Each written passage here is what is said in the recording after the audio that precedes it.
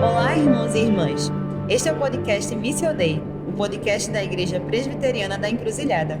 O tema deste podcast: Histórias que Transformam. Zizendorf e os Morávios. No episódio de hoje, iremos contar um pouco sobre a história de Zizendorf, um conde levantado por Deus para dar refúgio a milhares de perseguidos religiosos na Europa. Ele também ficou conhecido por se tornar o líder da Igreja Moraviana. Para aqueles que nunca ouviram falar sobre cristãos morávios, contaremos aqui o testemunho de um povo que abraçou a missão com as suas próprias vidas. Conta-se que no leste da Índia existia uma ilha cujo dono era um britânico, agricultor e ateu. Esse homem tomou uma floresta africana e transformou mais de 2.000 pessoas em escravos. Essas pessoas iriam viver e morrer sem nunca ouvirem falar de Cristo. 2 jovens moravianos de 20 anos ouviram sobre essa ilha, fizeram contato com o dono e perguntaram se poderiam ir para lá como missionários. A resposta do ateu foi um retumbante não. Nenhum pregador chegaria a essa ilha para falar sobre essa coisa sem sentido, ele disse. Acontece que os moravianos foram os primeiros protestantes a colocar em prática a ideia de que a evangelização dos perdidos é dever de toda a igreja, e não somente de uma sociedade ou de alguns indivíduos. Por isso, para cumprir esta missão, eles voltaram e fizeram uma nova proposta. E se fôssemos a sua ilha como seus escravos para sempre? O homem disse que aceitaria, mas não pagaria nem mesmo o transporte deles. Então os jovens usaram o valor de sua própria venda para custear a viagem. No dia que estavam no porto se despedindo do grupo de oração e de suas famílias, o choro de todos era intenso, pois sabiam que nunca mais veriam aqueles irmãos tão queridos. Quando o navio tomou certa distância, eles dois se abraçaram e gritaram suas últimas palavras que foram ouvidas: que o cordeiro que foi imolado receba a recompensa do seu sacrifício. Este é um dos testemunhos que temos relatado sobre a vida e missão dos moravianos. Após o avivamento de 1727, que tomou o povo de arrependimento, o Espírito Santo despertou-lhes o desejo de fazer missões em reconhecimento ao sacrifício de Cristo. Mas antes de falar sobre os morávios, vamos retornar um pouco na história, indo até o ano de 1700, onde nasce o Nicholas Zizendorf, em um castelo no reino da Saxônia, a 15 quilômetros da fronteira tcheca. Natural de uma família de alta sociedade, Zizendorf foi consagrado a Deus por seu pai, após 6 semanas de seu nascimento. Foi criado por sua avó e uma tia, pois o seu pai havia falecido quando ainda era um bebê, e a sua mãe havia se casado novamente 4 anos após ter ficado viúva. Ao término dos seus estudos de teologia e de direito, em 1719, Nicholas fez uma viagem até a Alemanha, que era costumeira para um acadêmico aristocrata.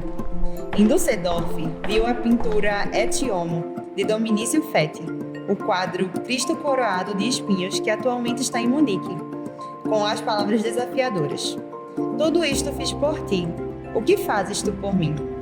Essa experiência causou impacto ao jovem conde, que reforçou a sua decisão de viver para Cristo.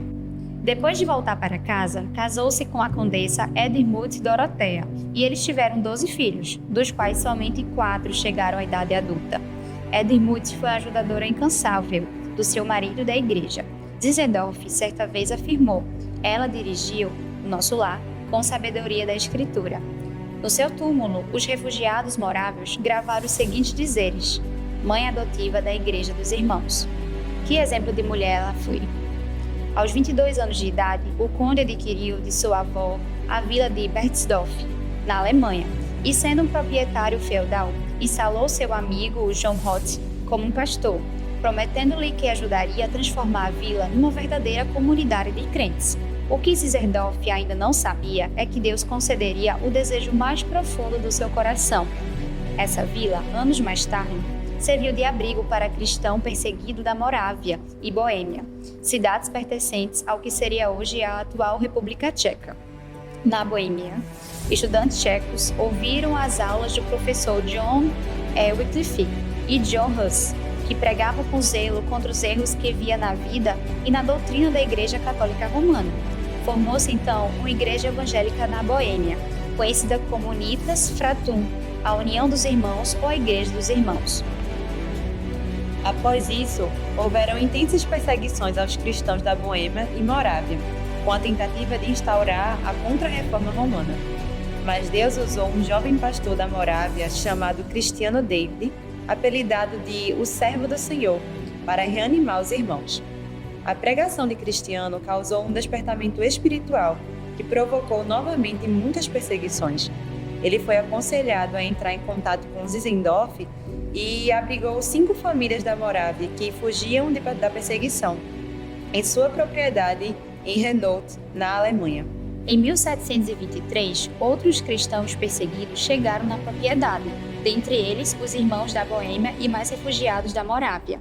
Foram necessários alguns ajustes por diferenças étnicas e divisões teológicas. Então eles iniciaram todas as noites reuniões de oração, cânticos ou estudos bíblicos. Durante o culto de Santa Ceia, o conde fez uma oração de confissão, onde todos foram tocados por um sentimento de arrependimento. Muitos deles suplicaram perdão pelo sangue de Cristo. Ali houve um profundo senso de comunhão com Cristo e com os outros, e eles reconheceram: aprendemos a amar.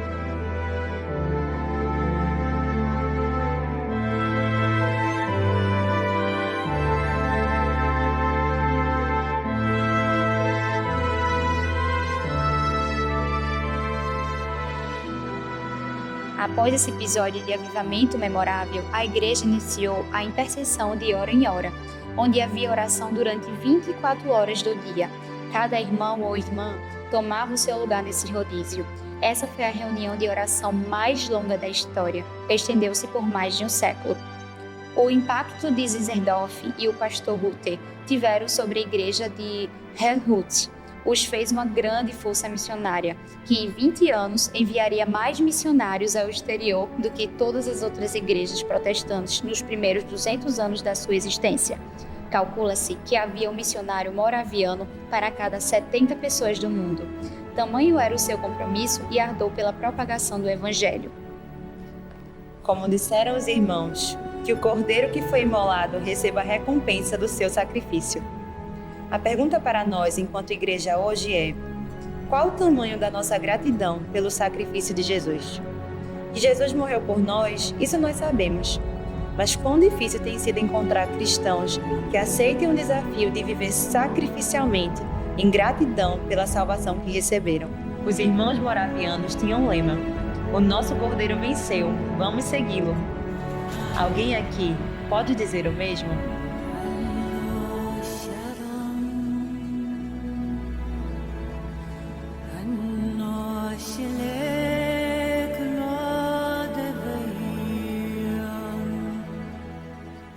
Never